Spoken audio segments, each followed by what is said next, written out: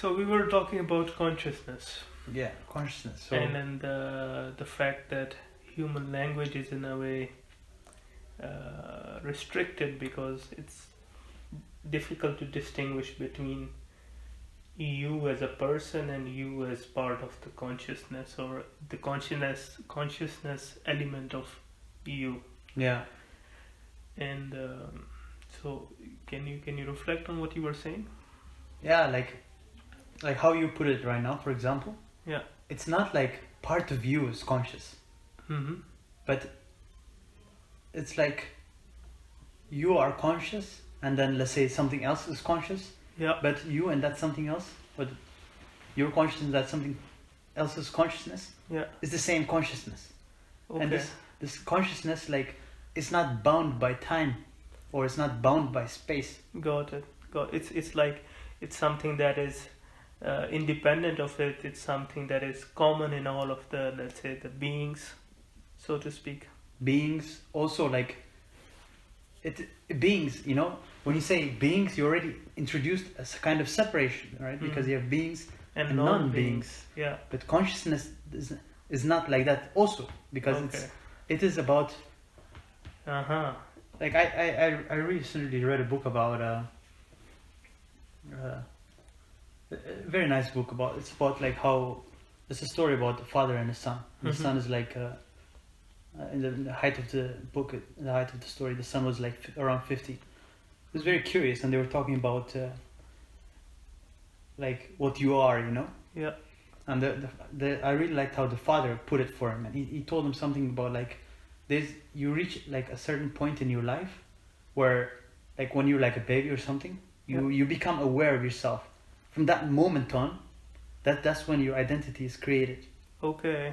And then from that moment on, there's like this threat of that identity dying, Uh-huh. and that is the thing that is like permanent in your life. It's like, if you would think about it, the way he put it was something like that. There's only one thing that's permanent in life, Yeah. and that is like the light of death. Yeah. Like you can go west, you can go east, but the light of death will always be shining. Yeah. Yeah. It's because this thing is not real. Yeah. Yeah. Yeah. You know? Yeah. The thing I was trying to say is as if like, since we're discussing why, let's say, thinking about what the life is about is important, Mm-hmm. because I feel like it's not something constant. We see ourselves getting old every day. We see people around us dying every day. So we see that we are, let's say, kind of in the same line. Only the thing is that we don't know what our time will be. So that's why it's important to make sense of what are we doing here, or what is it all about. And also like the way we discussed about dreams, for instance, Mm-hmm. that now with equipments we can know if a person is dreaming or if it's not dreaming. And making an analogy to the people, let's say, who say that life is in a way kind of a dream, Okay. what we were trying to reflect there is, if we do a reflect on ourselves or do an analysis of ourselves, we see that we go to sleep every day, we don't know where we go.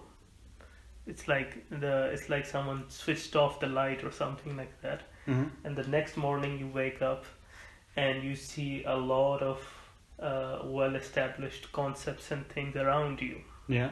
Like the buildings are there, the sofa is there, the cars are there that are supposed to be transport you from one point to another. We are pursuing certain degrees. It's like a lot of it has already been defined, like what is a good life. You need to get certain degrees, you need to get married, you need to have a house, you need to have a certain clothing style. Mm-hmm. A lot of it has been done. Now the point is not that they are meaningless, but we tend to, let's say, follow it in a way like sheep follows its herd or something like that. Mm. An independent reflection of what am I doing here or why I'm here is sometimes taken away, or they seem to be too difficult of concepts to have a simple answer to. Mm. And that's what I have realized very often in life. And then if we connect to let's say in the education we have, like we were also talking about education a while ago, is that by the time you're in universities, your line is already pre-selected. So either you are following technological studies, and there are certain products developed like laptops or mobile phones or speakers, and you are, let's say, trying to optimize them, make them more energy efficient, make them more, let's say, maintenance efficient, those kind of concepts. And on the other side, you have things like social studies, where you are trying to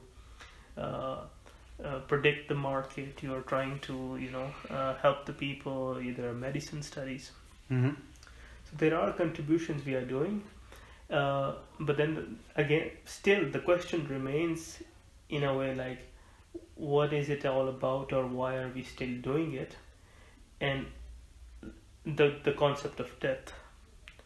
And what I understand from your talk is that there is a difference that needs to be made between identity and consciousness. And mostly, and like the book you quoted, it's all about, since while you are a child, your identity develops, and there is a fear that that identity might destroy itself, and you try to protect it, and that's also somehow, let's say, connected to the death. So you want, let's say, your name to live on, so to speak. And there are many people who try to contribute in different ways.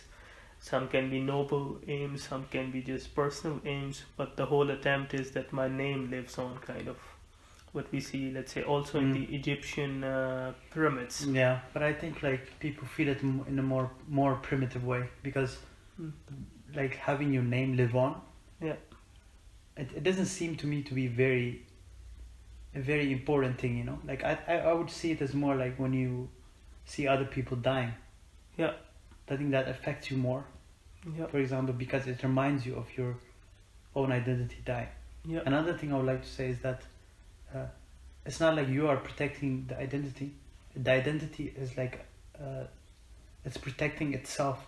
It's a self-serving mechanism. What do you mean? So it is like an entity that has like ways to survive, you know. So like, for example, if your identity is threatened, that you feel a certain way, and that way is to make sure that identity is like enforced to stay there. Yeah. And it's like interesting the way you said it. I have 2 points that let's say that we can lead the discussion towards. The first of all, the way I said that the name lives on. What we see is that I was looking at a documentary on Egyptian pyramids, and there were, let's say, some pharaohs or something like that, who wanted their name to remain, and they had, let's say, crafted certain imagery in the walls and everything like that. So, and the idea was every time people will say their names, the world will be saved from, let's say, the heavens or the hell or something like that. So that's let's say, and also for instance, we also see it in scientific endeavors. So Newton's law, or I don't know, Pascal's law or whatever. The idea was to recognize the contribution they did, but also kind of like associate a certain invention to a certain person. You know. What do you think that means? Like, if you were that person, what would you feel?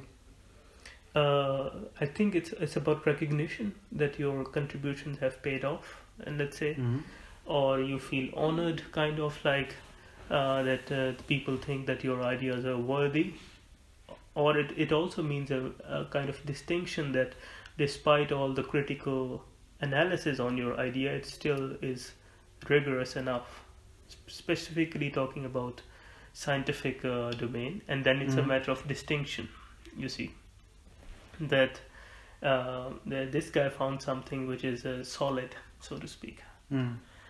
But what I wanted to move towards the discussion, But then again, like, I can think of ways how this guy, like, it's not like he found it, you know? Yeah. He was in the position to find it, and the way he ended up in this position was not part of, like, what he did, you know?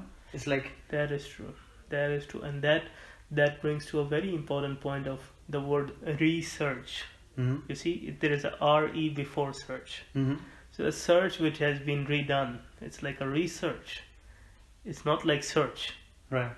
It's like someone had discovered it before. It's just being discovered again, Right. so to speak. And look, also, for example, the book Gene that you gave me. Yeah. Very interesting that this guy Mendel, Yeah. who had almost disappeared for, let's say, a few decades, his Yeah. work came back again Yeah. and made up a whole new discovery into the genetic studies or something like that. So Yeah. it's like, I think if you do something with true passion and honest desire and approach to help the world, it pays off nonetheless. Mm. And there is a mechanism in place that puts you, let's say, that puts you back to, that gives you the recognition you need.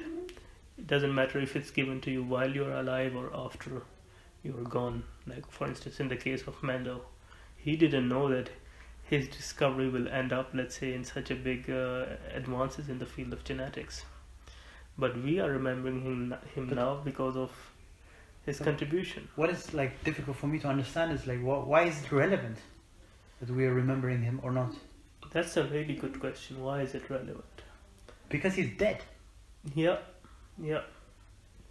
That's a good question. Well, that brings me to the idea that one of the reason why such things are relevant, not the name but the discovery or the invention itself, is that we are now living a very comfortable life. Like, a lot of hard work has already been done to make the things accessible to us that we need. Okay. Let's look at this room, for instance. We have light here, right? Mhm. It has a roof, so if it rains, we will not be soaked up. It has a heater here, so if we feel cold, we can turn it on just by moving our twist, and the room will be hot, right? Mm-hmm. Someone has done those inventions, and what we are doing is we are making the experience of humankind in this world better, like the way we define better, to make it more comfortable, make it more the way we want it to be. And a lot of hard work goes into it. A lot of hard work of all people who have died has gone into it, which has made it possible. So that's the number one reason why it's relevant, right? So we wanna one of the famous guys said it, I don't know, but he said that one of his life aim is to make the world better than he found it. So that was, let's say, his purpose of life or his goal of life. That whatever the condition I found in the world, I want to leave it in a better place, so to speak. And I think we all as humanity are kind of trying to do it one way or the other. And then the second point of like why the person is important, I don't know, but I feel like it's a matter of distinction, matter of recognition, and a lot of us people do feel it in such a way. It gives them a certain bit of recognition or confidence or motivation that their efforts are being recognized. There is an element in human beings that is appealed in this way. You know that in our minds there is a circuit that is connected to reward. Yeah. It's like a reward system. Yeah. And now it brings me to a very interesting analogy that, for instance, in Islam, I'm not really sure, let's say in other religions, we are asked to be thankful to the blessings of the Almighty, right? So we should be thankful for what we have gotten.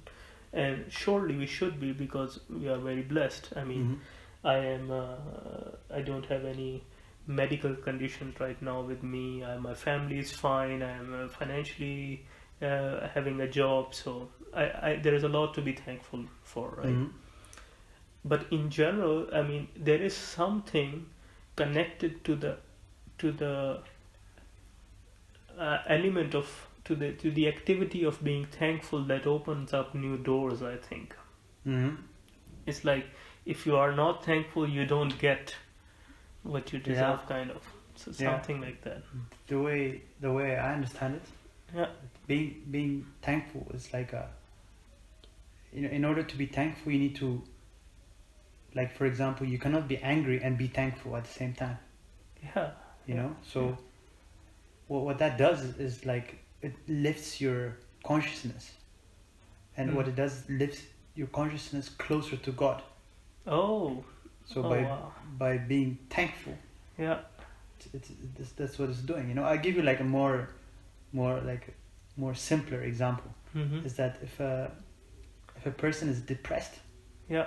right, and then when you start talking with them and they start crying, that's how you know the consciousness has been lifted, because they started their level has gone from depression to a certain form of expression, which is like crying, you know. Okay. And that will change again to anger, which is again higher, and then you have like thankfulness or gratefulness. Yeah. Yeah. And Yeah. what I see like in all these religious practices, you know, like fasting Yeah. or meditation or like how you do it in Islam with the praying 5 times a day by I think you're like chanting the same thing, right? And Yeah. over and over again. It's like also you're doing like a certain form of like standing up and then going down and stuff. Like exactly. these kind of things are like, I don't want to say designed, because it's not like someone designed it, you know, someone who knows everything designed it the way to do it. It's like they're guides to bring you closer to God. It's really, really interesting analogy or metaphor that you pointed out. So, to understand it better or to simplify it, let's say a little bit, it is connected to activities such as thankfulness or emotions, so to speak. They have a relation to your connection with the, or let's say to the purity of your connection with the consciousness itself. Yeah. And things like fasting or praying or helping someone, for instance, purifies it. So it's like it makes it cleaner, something like that. I think like in Islam, it's the word cleaner. It's like makes more sense in the Islamic like worlds, you know, because there's also a lot of like if you do some kind of sin, it's you have to like wash yourself, you know. And this is like, of course, it's metaphorical, right? But it gives you it puts you in that mindset, maybe, because there is also one of the principles that cleanliness is half of your faith. So half of your faith, I mean, it has certainly something to it that is hidden in it, something like that. I mean, you can think about it, right? A person who's not clean, the person, they're not clean because they don't really care about themselves. And that state of being, of not caring about yourself, also called apathy, that is one of the lowest forms of consciousness. That's why you cannot be close to God while you're like that. So if I can we define different levels of consciousness? Is there something like that exists? There's like all this what I'm talking. I learned mostly from a guy called David Hawkins. Okay. And he has like many books, and basically like in this, there's a scale that starts from basically like level, let's say 0, you know, if you start from 0 to let's say God, right? And you always have to be careful not to confuse yourself with God, you know, because you are not God. You are not God because you cannot be God, you know. You're a creation of God at your best. You cannot like be God, because like again, I'm gonna say something that doesn't sound right, but you already are God. So it's like you cannot be something that you already are. You know, all you have to do is like don't do like elevate yourself from these things, and then but for clarity, what do you mean that you are already God? As in, like, you have an image of God within you, kind of like let's say a consciousness thing. In the way Christians would put it, you are created in the image of God. So there's godliness in you. It's like, but you shouldn't feel very special because there's godliness in everything also, you know. It's like a spark of divinity, or a spark of God is in every one of his creations. in everyone, in everything, in everything. Yeah, indeed, beings and non-beings combined, kind of. Yeah, And that is, let's say, that is the that is every creation's connection to God, and it gets purified or it gets dirty based on your actions or based on the practices you follow yeah, within your life. yeah, yeah. It is true. Like this again brings the discussion. Like, I actually don't know how this works, because Yeah, you can argue that we don't have free will. We don't have the will to act in the way that we want. yeah, But at the same time, you and I can both understand that you have the control whether or not what you do. Like yeah. you only don't have free will in retrospect. But Hmm. in the future, it seems like you have free will. You can decide what you want to do. You can decide to Yeah, go towards God or away from God. yeah. You know. And it also connects me to the idea of that Jordan talks about sacrifice, Hmm. as in, like, to have a certain kind of future, you are investing right now in it, and you're giving up certain things to make sure that you will have that kind of, let's say, lifestyle afterwards. A simple example, basic example can be, you wanna be earning, let's say, 3,000 euros per month, Yeah. and you know that there are certain jobs that require, let's say, a certain degree, let's say chemical engineering, and if you have them, then by and large you have 3,000 euros per month. Of course, there are other ways to do it, but this is also one of the ways. So what you say, I invest in 3 or 5 years right now in my education. I get a bachelor's degree, I get a master's degree, so that I can reach to that aim. Yeah. Right, so that is also something connected to that point that you were talking Yeah. about. And I think another thing that connects to this point is faith. Yeah. Faith is like another religious concept. Yeah, it's like a belief or it's a hope kind Mm. of thingy. I think it's more than hope, Okay. because I would say if you're hoping for something and it doesn't happen, Yeah. you're gonna be like, let's say, Shattered a little bit. yeah. But if you have faith, you Hmm. will not be shattered. You're standing at a stronger Oh, a okay. stronger place, because you have, like, let's say a person who has faith in God, Hmm. not like in a simple way, a person who really has faith in God. Yeah, You can take them and then, let's say, you can torture them. yeah, but they will They're stay not gonna firm. die because they have faith in God, Yeah, which is like in the strongest thing there is. yeah, yeah, I mean, unless you shoot them, then of course they'll die. But yeah. you know what I mean. They will like keep on eating. They will, Like if you think about the guy from Man's Search for Meaning, yeah, he indeed. definitely had faith because he survived. You know. Exactly. Uh, Yeah, Viktor Frankl. Victor Frankl, yeah.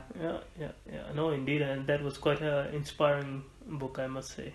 Yeah, this is a very good book. It's, Yeah, his persistence to justify that even in the difficult times, yeah, you have to act responsibly, and Yeah. and your actions matter, are a testament to, let's say, the thing about faith that you just mentioned.